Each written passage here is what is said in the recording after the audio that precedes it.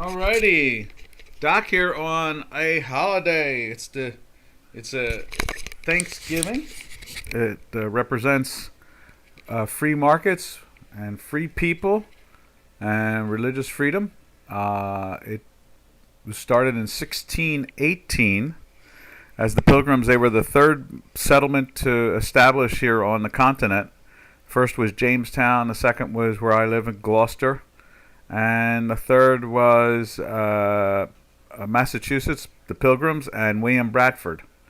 And so, they started off trying to socialism in the beginning, and people died left and right, and they realized that it didn't work. So then they opened it up in the reverse direction. Anybody who had property they were allowed to own the property or rent the property, do whatever they wanted with the property instead of the community deciding what to do. And they moved away from socialism, and basically Adam Smith and the rest of it all slowly evolved over the next 158 years. Yeah, 158 years of evolving and developing and having free people and free markets. And that's what got them angry with the king.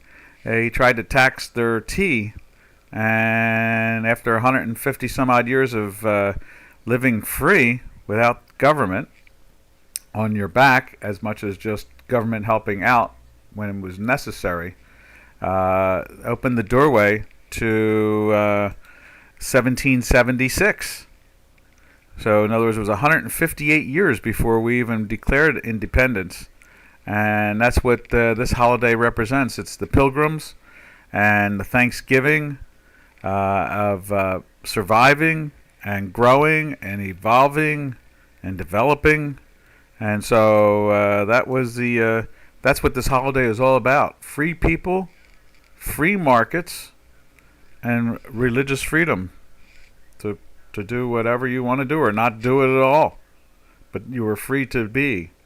It's almost like free to be, you could say, almost in a religious term. So that's what we celebrate this day, and that's why we have two Fridays, because not only do we, after we have no markets today, we have a very short half market tomorrow, and so it turns into a full 4-day like holiday, and it's probably our biggest holiday of the year when it comes to how do you describe it?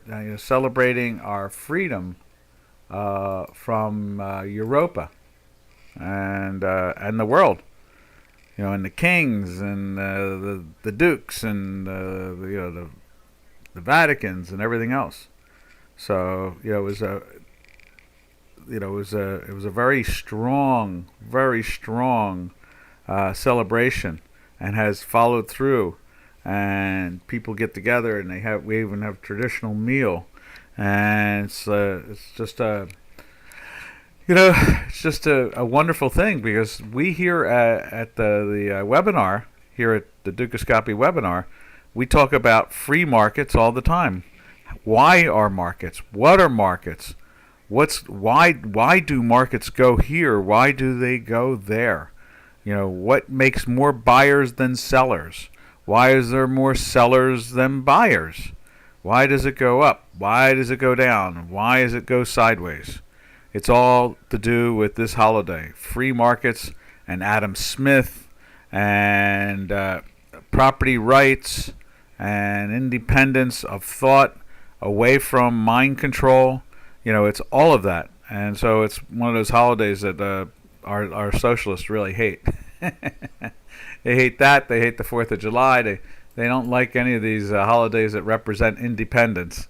So, and this holiday started 158 years before 1776, declaring an independence and moving away from the European, or in this case, Britain. So, and we don't really have a lot of people talking about what this is all about. And so I thought, let's just remind people why we shut our markets down today. and why we celebrate for almost like 3.5 days this whole long weekend. And it's because of the freedom of the markets and free people. And we have, our socialists here that try to take that away from us every day. So, alrighty. I don't see anything on the chat line, so we'll just march off into the dollar index. You can see if there's a little action there today. You see it's right there. That's today. It's really quiet. Not much going on there. Same thing over on the beta. Matter of fact, I don't think the beta is even reflecting it. There's not even reflecting a trade. Let's try. Let's try it on the old platform. Right there. And yep, they do reflect it there. Let's put it up on the screen there. And there it is right there. You see that little action trying to go down a little bit with a green dot. It climbed into a daily buy. Let's steal this daily buy right there. It climbed into a daily buy yesterday. And oh no, wait a minute. Now there's a green there, a red there. So today is the daily buy basically, but it's a holiday.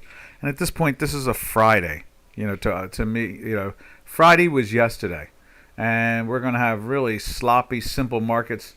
People will try to execute some trades to get their position on that they had to deal with today outside the United States and tomorrow, that type of thing. That's what American markets are all about, really. The first half hour or the first 20 minutes or 15 minutes of the New York Stock Exchange is basically the world coming to execute public orders of the stocks themselves. Going for that first sip of the tea. So that's what the action is reflecting, and we don't have. Oh, you know what? I just realized I forgot to tune in yesterday at 3:30. 3:33. I should have reminded everybody. 3:33 Eastern Standard Time. Traders start to make wild noises for the holiday. They go whoop whoop whoop, and before you know it, the whole exchange floor is just going whoop whoop whoop at 3:33 p.m. Eastern Standard Time. I forgot to tune that in. Usually I hear it on they won't do it. I guess Friday they really won't do it. Maybe at the very end because they're closing at 1 o'clock. So but that's right. I always try to tune that in. So the next time I'll tune that in will be Friday before Christmas. They'll give us that crazy wild sound again. All right. So there's the dollar index. We have the Mountain West top written on there, the whole bit. You can see it's trying to perk up a little bit. It was very close going into a buy there yesterday. We didn't have that red dot yesterday, so kind of impressed with that. That it's stuck in that neutral situation, and we're in a weekly sell now for 4 weeks. Just as you can see over on the beta.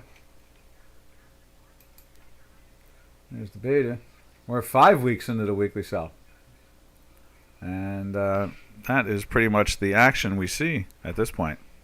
And one of the things that I wanted to talk about, I guess we could look at it. I thought it was very interesting. It coordinates with the holiday.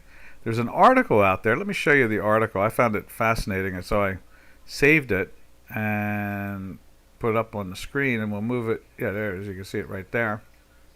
It says Europe plunges into chaos after Germany freezes public spending following a shock top court decision. Here's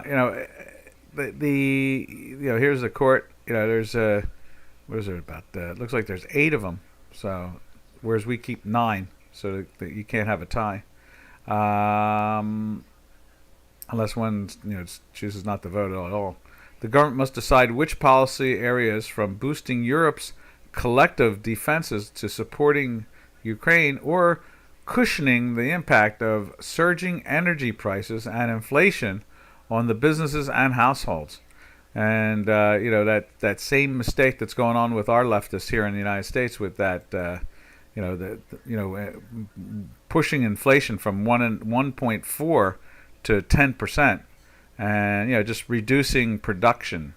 I mean, what really creates inflation is a lack of productivity. In other words, there's less items for people to buy, so people reach for them with more money. That's called inflation.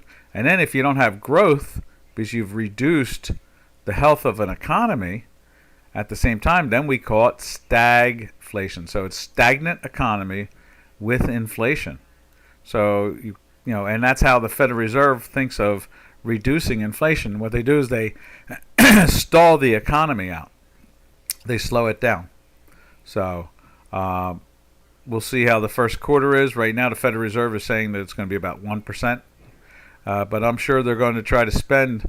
They have $1 trillion sitting in different pockets that they've passed over the last 2 years, and they're going to try to spend that money because it's an election year. We'll see what the public thinks about that. So far, they're not thinking it's very good at all. That's why Mr. Biden is down in the polls so badly, and they're very nervous and upset, and they keep on saying crazy things about their opposition. Another sip of the tea with only 10 minutes into the webinar. All right, so there's the dollar index, and you can see it tried to lift up yesterday, and they're not reflecting it today. All right, and that's the data feed we have for the beta. Now let's go over to the euro, and let's see if we even get the futures contract. Let's see if they're trading that today. No, they're not reflecting the euro on the beta either. So we go over to right there the the wrong one right there. There we are. And there's the euro. You can see the euro is lifting back up. It went into the sell yesterday. It's trying to put some strength into it again. I guess we could steal some of these things here. Let's do that. It goes into the sell there. Let's find another greenie to steal. We'll steal this green right there. Jump back into the buy there. And then it seems like it's got enough for us to see at this point.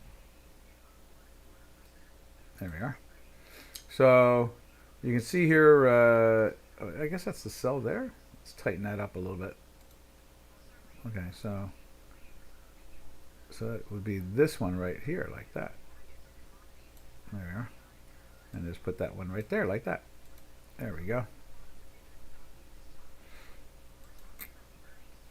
So we're seeing a little pop back up again from yesterday. It did make a higher high from yesterday, but it seems to be backing off at the moment.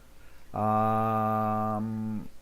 else can the spot say? Spot says it's in 4 weeks in a buy, whereas as you can see over on the beta, that we don't need it to be trading today for. You can see there we are 5 weeks in a buy on the beta. And let's put it up on J4X. Right there, there's the euro against the dollar. You can see it's doing that little hesitation there too. Let's get that going. There we are. You can see the fast stochastics at 53.4. Whoop. Good morning, Mr. Baker. Say hello to the world. Oh, you're on the world. I'm on the world. I'll be done at 8:30. Happy Gratitude Day from the United States of America. I've been explaining to them why we're here. Because of free markets and free people and religious freedom combined together for 158 years before even 1776. We're starting in 1618 with the Pilgrims. And since we talk about markets and live, we talk about why markets go up and down and so forth, it's because of Adam Smith and the Pilgrims that did this. And that's what this 3.5 day holiday is all about. Yep. We're here because God wants us to love Him. Exactly. All right, I will talk to you in a little bit. All right, so that is what our holiday is all about. So anyway, looking at the euro, I guess the budget situation there had some effects. You can see the elections, Norway, the Netherlands, Dutch, the Swedes. Now you see Argentina, you see Italy last year. People who believe in free markets and free people and less government are getting into power again. They're moving away from the socialists, and they're trying to bring back the independent soul, the individual. To here we go. We got something there. Man says, "Hello, Doc. I am from Germany and trade mainly now since recently with the volume priority. What do you think about the volume profile?" Volume profile. Now let's take a look at that. Let me see if I can get that heart thing out of the way. Let's see. Okay, so it says Germany and trade mainly now since recently with the volume pro. I guess that must be an index. What do you think about volume profile? Don't know much about it. I know about volume. Volume usually tells us that if there's more participation in a product, it doesn't always reflect strength or weakness. In other words, if a product is going up and there's more demand, or if it's going down. We do see large quantities, distortions of volume at times where there's a panic and they sell it all. But remember, for every seller, there's a buyer, and for every buyer, there's a seller.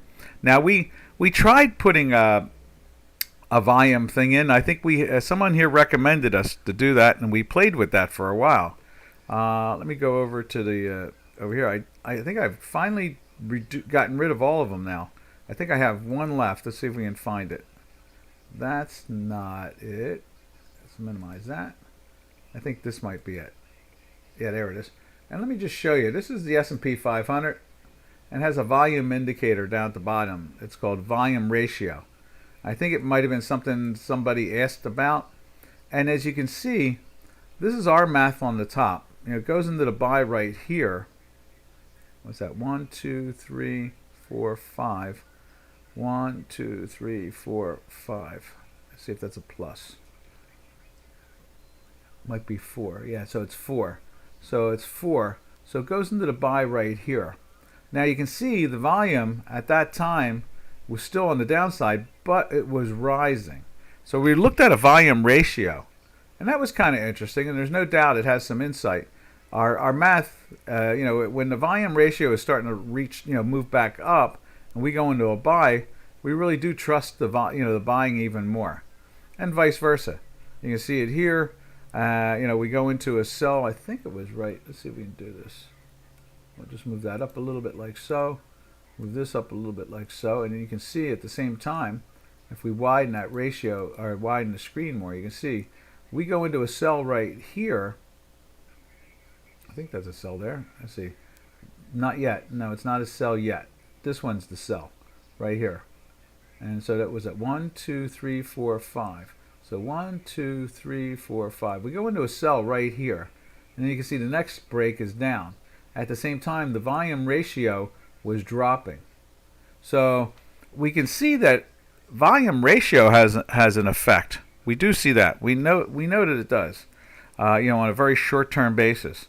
On a daily basis and a weekly basis, I've seen it both ways over the decades. Over the last 5 decades, I've seen large volume and in some aspects meaning something. I guess if you're following the option derivatives and the stock itself, imagine you were following Apple Computer and you followed the stock volume and you followed the option volume and open interest of the options, you would have a lot more insight. So that's my attitude about volume. As you can see here, on a very short-term basis, it works very well. On a daily basis, it's a lot sloppier, that's for sure, and doesn't always reflect the direction. Is the volume profile on Dukascopy's J4X? Can you tell me that? Give you a chance to figure that out.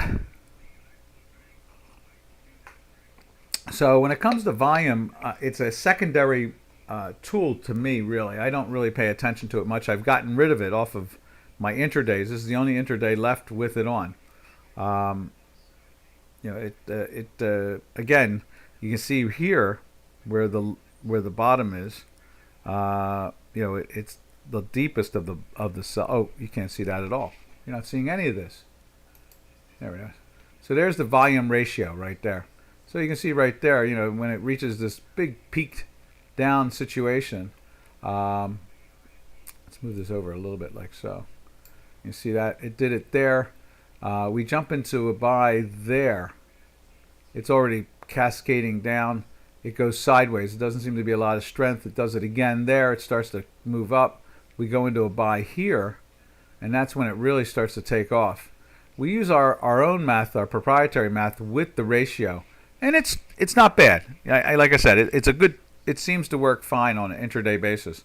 On a day-to-day basis, I've seen positive negatives about volume, solely because, especially in the stock market, there's a lot of option derivatives going on. So it interferes with trying to follow the stock volume or the underlying product. In the commodities, it's a lot like the same thing. You look at the options on the futures contracts and try to commingle it with the actual volume of the futures, and that helps out a lot. So volume profile, we found that the volume ratio seemed to match up to that concept. I don't remember where we saw the volume profile, but without a doubt, if I could find it on, I wanted to try to put it on J4X too at the time when I found the volume ratio. So that would not that would be something great to commingle together.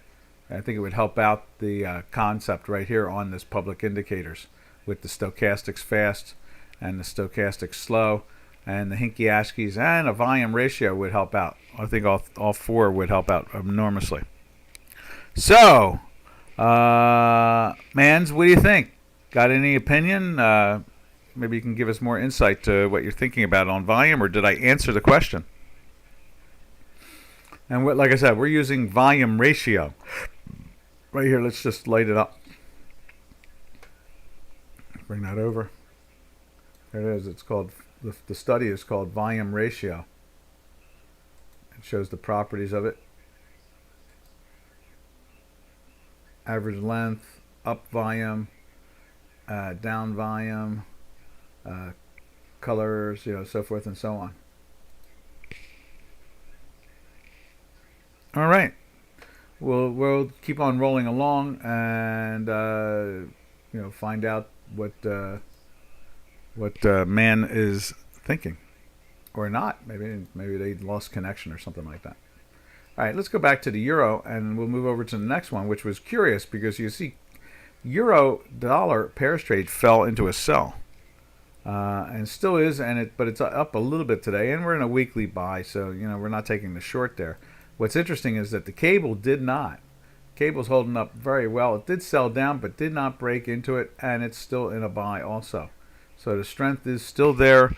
They're still trying to sell the dollars. Click F4 volume and profile. F4 on that. Okay, F4.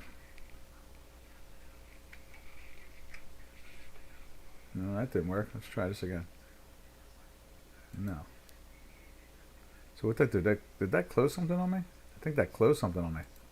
Let's open that up again. F4. Click F4 volume and profile. F4.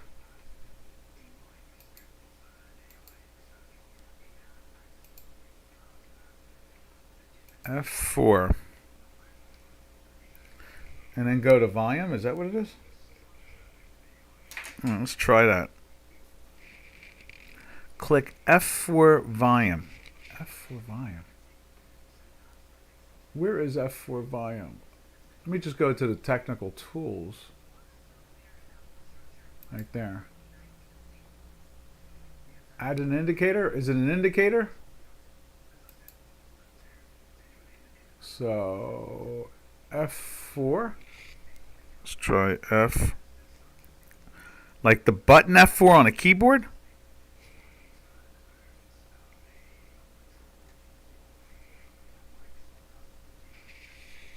And it didn't do anything there. It blanked it out. Let's try that again.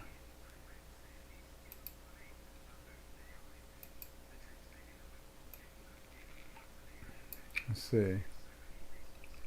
F4. There's volume indicators. Let's try that. F4. I don't see an F4. Let's see. F4 on the keyboard. Okay. So where? All right. Let's try that. F4. Should I get? I should get rid of this. F4. I didn't see. Is it Shift F4? Still doesn't do anything. Should I do it in there? There's F4. No, it's not doing anything on the keyboard. F4 on the keyboard. Click F4 volume and profile. F4 volume and profile. Is there a button I can push besides that? I see FX right there. Add indicator. You go to volume, but I don't see anything in volume. Oh, there it is at the bottom. Volume profile. There you go. Add. I see. There we are. Cute little boxes. What's that all about? I see you got a little arrow there too, don't you? You got arrow up, arrow down. Interesting. And as you can see, when the stochastics turn, notice the box changes sometimes. Not here, it didn't. It didn't top out there. There it did. It created a box. Again, there's, I guess you could say it coordinated with that stronger drop, maybe? I don't know. It's interesting. And what do these boxes do? It looks like almost equal in volume, isn't it? 5. 1, 2, 3, 4, 5. Is that like a cycle thing? 1, 2, 3, 4, 5. 1. Let's see. Let's try that. 1, 2, 3, 4, 5. They're all 5 bars. The boxes themselves. So the boxes is like J. Hooray! It'll be it's a, let's see, B volume. Okay, so it's like a 5 cycle. So you're cycling every 5.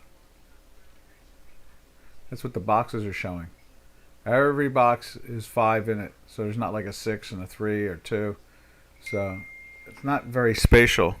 I used the day profile from latest day. So basically, it's a 5-day profile. That's what it is.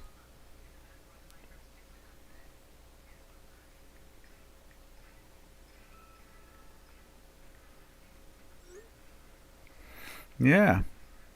It's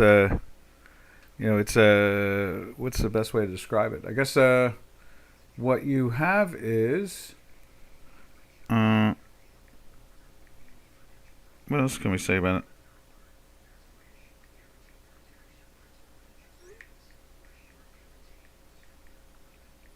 I'm trying to think.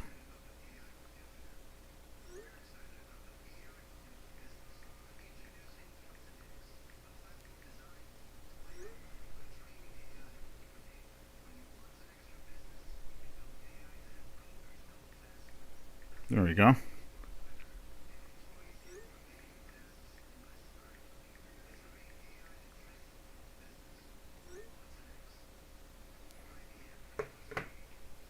There we go.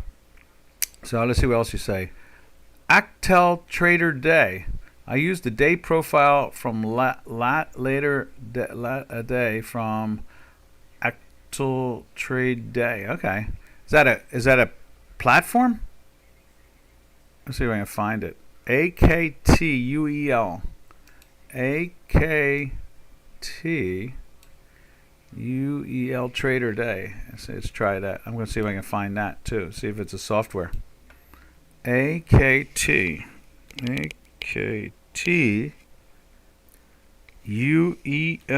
Actel Chart, or no, Trader.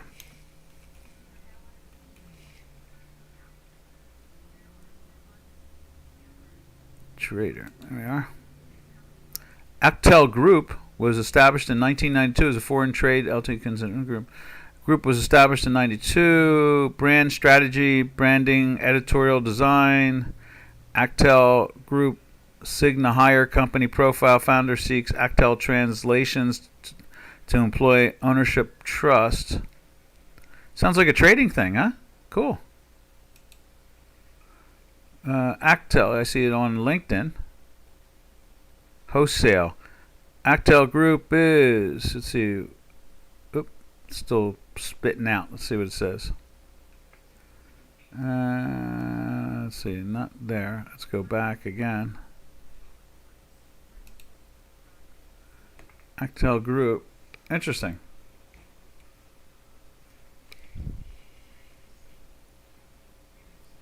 Yeah, so it's a group. Excellent. And what do? They use volume. Is that what it is? They have a volume profile, and so they look at a 5-day average. That's what it looks like to me. It's a 5-day average. Let's just bring it up a little bit more for you. Yeah, see, it's 5-day averages. So now this is on the fourth one, but 1, 2, 3, 4, 5. 1, 2, 3, 4, 5. That's all they do is the boxes represent five bar or 5-day averages. Breaks each week up. I guess this stuff inside tells you more about it. That's what that is. This where the lines are, it's almost like they used to do that on the Chicago Board of Trade brackets. They used to call it bracket trading. That's what it was. You ever hear of bracket trading? Reminds me of that. Yeah, reminds me of bracket trading. Let's see if we can put it up over here. Let's see what else. Go back to that again. There we are. And let's see if we can get it up on this too. Actel. A-K-T-E-L.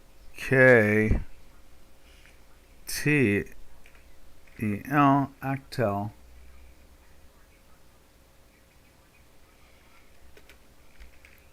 Trading. Yeah, it's a trading platform too. I know it's a trade station. Maybe might be an instrument. Oh, I see. Actel Market. Supernova. Was it Supernova Software? So it's also a software at the same time. Cool. And you use this? How is it? Is it pretty good?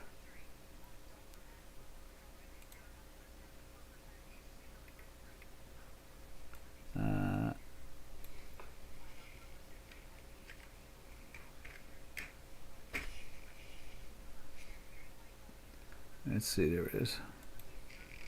My English is not good. That's okay. I use the daily profile from the previous day and use it for the current day. When I take the value, zone high and low, which gives me again for my entries. Yeah, it's like what do they call that? Not bracket. It's there's another name. I heard it and it just disappeared out of my head.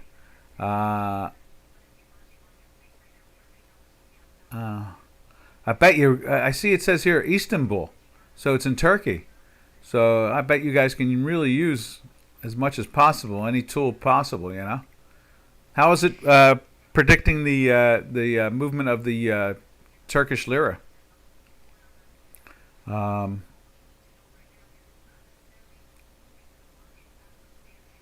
see. Yeah, what's it? There's high lows and so forth. There's another tool that's called what is it? I can't think of the name of it now. I can hear it in my head, but I can't say it out loud. I don't know why. Let's see if we can come up with it. But yeah, that shows. Let me see if I can find the tool up on J4X. And it's not brackets. It's where you take the highs and the lows and you multiply it and you divide them and do all kinds of things. It's even more sophisticated than the Hinky Ashkeys. Yeah, I can't think of the name of the tool at the moment. It usually doesn't work as well live. It seems to be more designed for like overnight trading and things like that, and then sets up highs and lows to follow for the next day. We try to put it into the intradays. It doesn't seem to work over the decades. All right. No, that sounds good. How let's go over to let's see, where are we at now? We were just looking at the cable. Let's go to the Swiss. But, I want to see real quick is the Turkish lira, the great experiment. Look at that. they put it up to the 32 area. We talked about that yesterday. We keep on thinking it's going to land somewhere around the 33-ish. But wow, they spiked it. And let's widen that out a little bit. So it was a big spike going into the European, I guess, the late hours after the U.S. close. And now they've brought it back down again. But now we've got a high of 32.20. That's why we keep on saying we think it wants to land in the center of this blue line and this white line right there. And so that's making some of its pushes. At the same time, you can see the daily sell is being penetrated again. But the weekly is holding up very well. And since it's the holiday, it's even slower and going nowhere. All right. What else can we say about that? So since the tool you're talking about is from a Turkish group, I thought I'd just show you that. I thought that was interesting. And let's take a look at, now we'll go back and look at the Swiss. The Swiss is holding down pretty well, gaining against the dollar still. In a weekly sell, look, we pretty much treat yesterday as the Friday, so we kind of think of the week kind of over with. We will change currency weeklies, but over the 5 decades I've learned, don't play around with, say, stock, whatever. The Friday, the Wednesday before the Thanksgiving is better to use than to use the Friday half delayed trading. And we've learned that over the decades. So we use it for the currencies, but we will not use it for the futures and the commodities and the stocks. I hope that helps out. So yes, I imagine there's another tool that it sounds like they've commingled with this, like they've commingling volume with pivots. That's it, pivots. That's what I'm thinking. It reminds me of pivots because of the way it sets the blocks up here. It reminds me of the pivots. So it's a combination of, it's not pivots, it's brackets. In other words, they're looking at volume. Brackets follow volume through the trading day on a daily. And they create lines like this. Now pivots is what you suggested, and that is you look at the profile of the previous day, you use the current day, and then you look at the high and the low zones. Value meter, I guess that's what it is, zones. So it's a combination. It looks like someone combined together all 3 of them, which is interesting. You put the volume in there from the brackets. You put and that's how these lines. See these lines right here?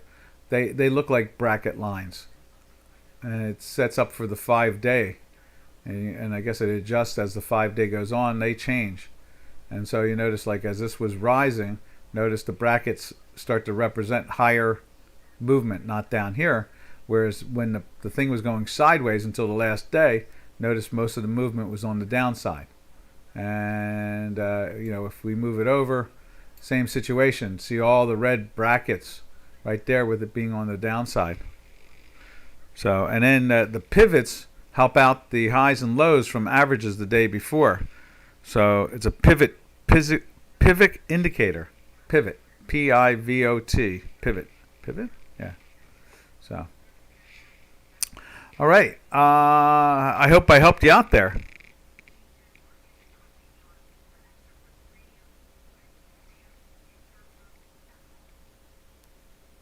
And this is your profile. This is what you use. Interesting. Yeah, interesting. Pivots are good tools. The only problem I have with pivots are kind of like parabolics. They're a little delayed. You try to put them to a live indicator and they just don't work. They're delayed behind. But when it comes to day-to-day, trading from overnight trading from one day to another and weekly, they're good. They're very good tools. They're very, very good tools. When combined with my math, they are even extremely better tools. Because my math updates instantly.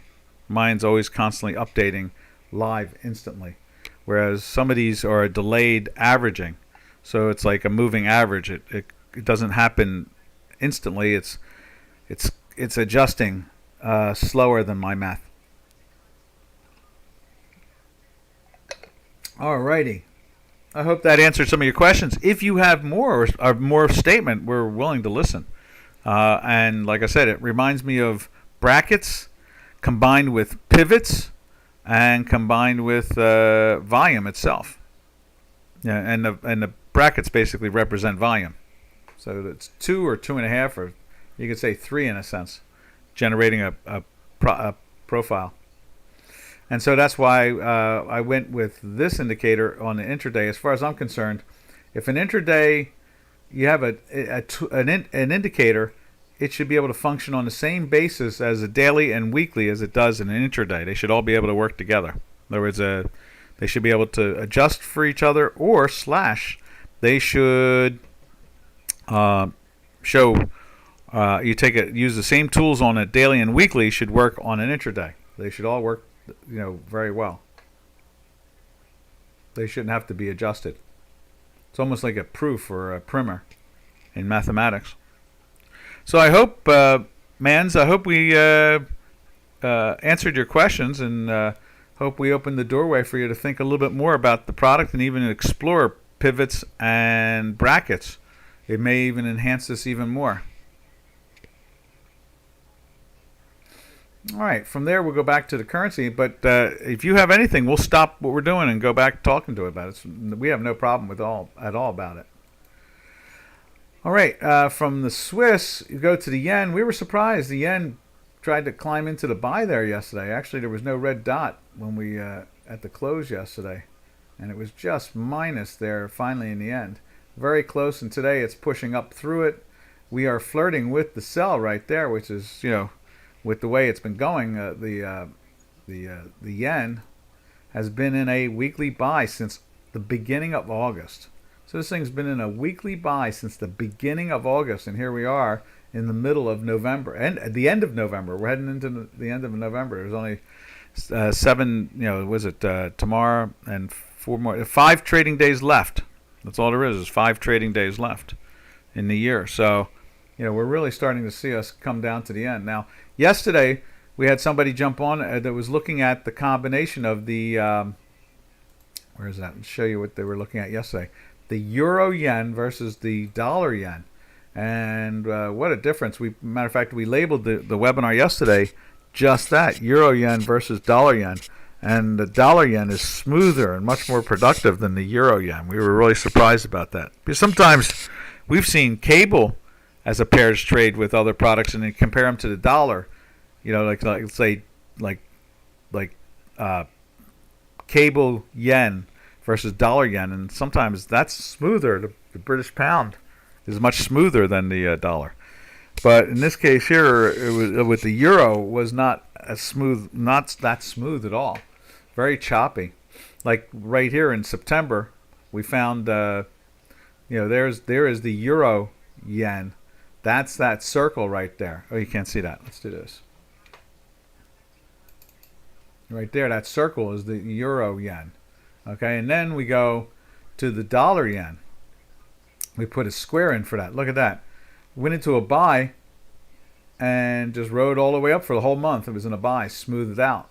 And you go to the same time period with the euro and the yen, and you see this instead. It's the circle.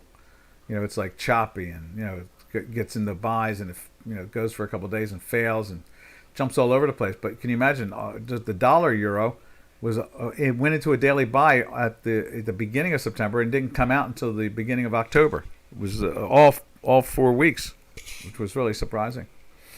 I remember us talking about it, but we didn't compare it to anything. So that was fascinating yesterday when De Silva basically asked us to look at that. So we're always happy to look at anything you want to talk about. All right, and maybe what we'll do is we'll call today's webinar, what'd you call it? Volume profile. And maybe what we'll do is we will label this webinar today as a technical analysis tool, in the sense that we're comparing we really didn't compare them to brackets or to pivots, but they look like it. So we're just going to mention that for those that are trading, was it volume profile? And it looks a lot to me. It reminds me of those other two. Volume profile versus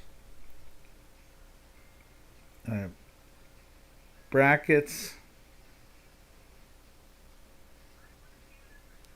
Brackets and pivots. Brackets, pivots. Put a comma in there. Pivots. Yeah, that looks like to me. That to me looks like what we saw. Doc, you are a hero. Cool. Especially you, stamina is incredible. Well, it's very nice of you. I appreciate your compliment. Thank you very much. We're just happy to talk about markets. We've been trading them for over 50 years. When you have Robin and me together, we have almost 100 years of experience. So we've seen a lot. It's we've been lucky. We've been very lucky. We're very blessed. We're very happy. So I appreciate that. It's really cool. And that will be the title today. Yep, and I could see that. It's an interesting concept. The pivots are a very good tool. I've seen them many times used really well, and they give great insight to where markets are going and the highs and the lows from it. And then when you combine together, the bracket volume, it helps out even more because bracket volume is very interesting too. I remember when they created it, it was a real hit at the time. I was trading in Chicago, and a lot of people really gravitated towards it, and that's what created. There's a service out there. I'm trying to think of the name of it. I can see the computer in my head, and there's a service, and they moved to Arizona. And it's bracket trading or something like that, and they use it's a very good service. All right, from there, what do you think of the Turkish lira? I always like to hear. We call it the Great Experiment, so we're always fascinated by it. It really catches our attention constantly. We always think, wow, that is amazing. What we've been observing for since President Erdogan took over, what's his name, Prime Minister Erdogan at the time.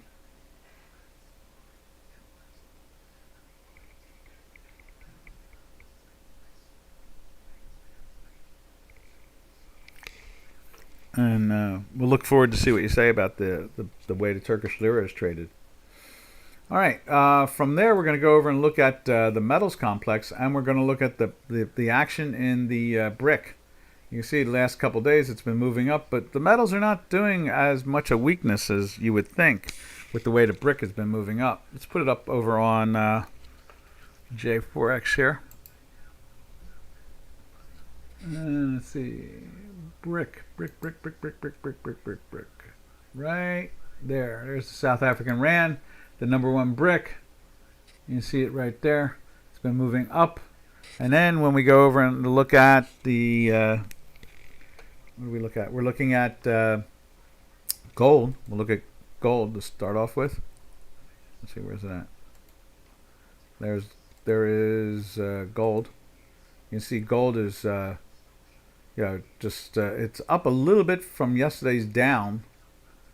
Still holding up, and at the same time you can see it's in that weekly buy very close, but still not dropping down. And then we go over and show you what's on our pivot, which makes us extremely concerned. The pivot, our beta platform and gold, here it is right there. Let's see if we can show it to you. We're going on a second week of a weekly sell. That really has us deeply concerned with the metals complex, thinking this is some type of top in here. the the the weekly has outperformed 15 out of the last 16 times, and this is the only one it's not outperforming. And we keep on seeing it flirt with sells. You can see it here on the beta. And let's put the where's that mouse at? We'll put the silver in there. And silver, last we saw, now it's holding up very well on the beta, but over here on we'll show it to you right there. There it is on the old platform. It's flirting with the weekly sell. It's minus 0.3 at the moment. There's some pressure on it. The daily is about unchanged, but it is trying to bounce back up. You can see that there. It's turning into a plus. So, and it's in a buy still because it was a red and green yesterday. Red and green right there. So now it's kind of moved out of that way. So it's acting, basically like it's going to lift up again. But we've been concerned because the beta keeps on telling us that they're trying to break gold down.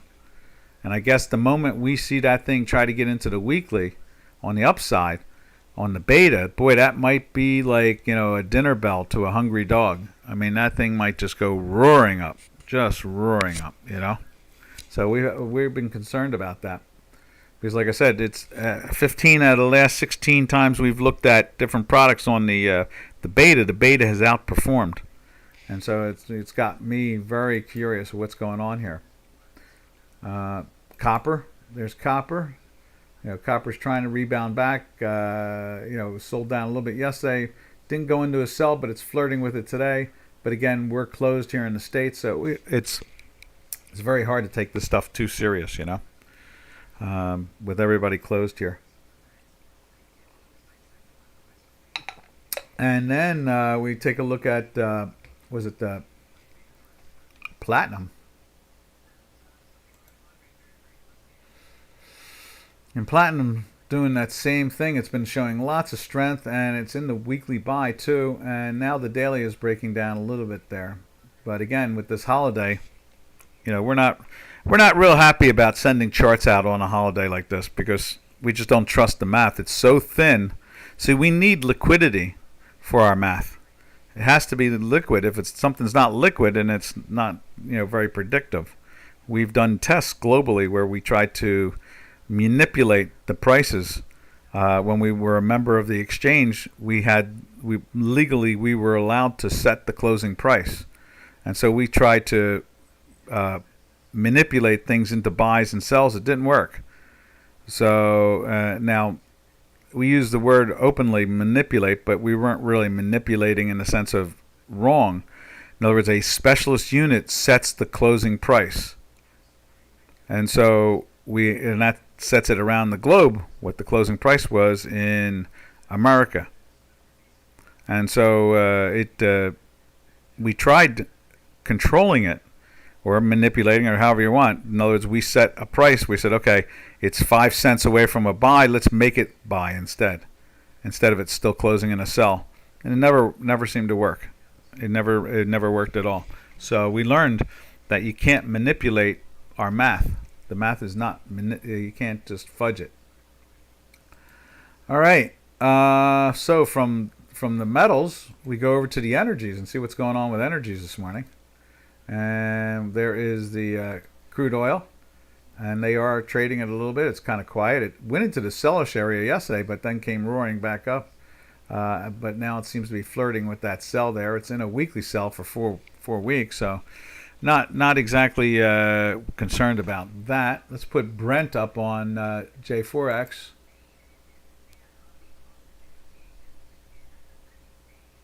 There it is. And there's Brent. You can see a couple days in the red, and you can see that the fast is at 79.2 and the slow is at 77.8. So still a little strength in there, trying to jump out. You can see we've lost it already. We're already in the sells. It's trying to press down, and we're in a weekly sell. So we're seeing a lot more pressure on that. Let's take a look at the back month. So this is January. So March, let's see, we're looking at 76.17, and in March we're looking at 76.30. Okay, so yesterday the back months, or 2 days ago, the back months were lower. Now they're back to being higher again. So we're 13 cents in a premium with the back month, and it is also pressing to go into the sell too. So we're seeing that negative factor going on there. And then from there we go over to natural gas, and there's natural gas. You see natural, that's not natural gas, right there. And there's natural gas, and it tried to lift up, and it's trying to lift up again today, and it's in that weekly sell there. Let's see, I'll show it to you over here. And there's natural gas on J4X trying to lift up the same, and the hinky, not the hinkies, the there it is. The fast is at 42.8. The slow is at 23. There's a lot of strength in that. That thing's trying to lift up and go into the buy. It's really pushing hard. So let's see what the weekly looks like on that. Right there. The weekly's still in the sell. And the fast is at 19.5, and then the slow is at 38. So it's a real mix action there. The daily is not matching to the weekly whatsoever. And then we go to our favorite little energy company in Spain that kind of represents the strength and weakness of natural gas in Europa. I see on the weather maps that we're getting close to some real cold weather in Europe, and you can see that's why we are seeing this lift in the 27 area. And then over on our beta, we can put it up and you can see our math on that. Let's see, right there.